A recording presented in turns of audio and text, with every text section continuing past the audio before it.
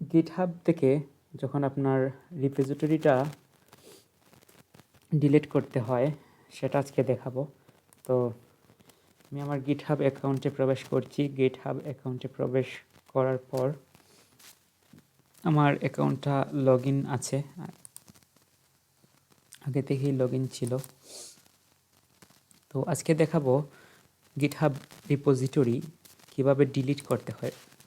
এটি আমার অ্যাকাউন্ট এবং প্রোফাইল। তো ধরুন আমি মাই অ্যাপ্লিকেশন টু এই রিপোজিটরিটা ডিলিট করব, সেটাতে প্রবেশ করলাম। প্রবেশ করার পর সেটিংয়ে ক্লিক করব, সেটিং, তারপর নিচের দিকে যাব। নিচে যাওয়ার পর একদম নিচে ডিলিট দিস রিপোজিটরি, এখানে ক্লিক করব।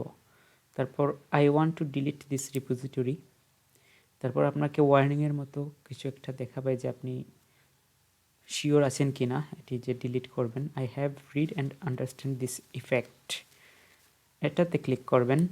ক্লিক করার পর আপনাকে সম্পূর্ণ যে রিপোজিটরি নেম এবং আপনার ইউজার নেম একসাথে কপি করে আপনি এই ইউজার নেমের যেটি ডিলিট করতে চাচ্ছেন সেটি কপি পেস্ট করে নেবেন যাতে ভুল না হয়। ডিলিট দিস রিপোজিটরিতে ক্লিক করলেই আপনার রিপোজিটরিটি ডিলিট হয়ে যাবে।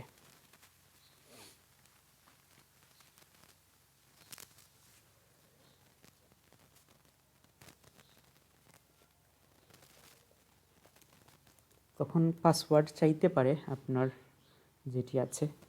তো দেখুন আমি আমার গিটহাবের পাসওয়ার্ড দিয়ে দেওয়ার পর রিপোজিটরিটি আর দেখা যাচ্ছে না। মাই অ্যাপ্লিকেশন টু ডিলিট হয়ে গেছে। ধন্যবাদ সবাইকে।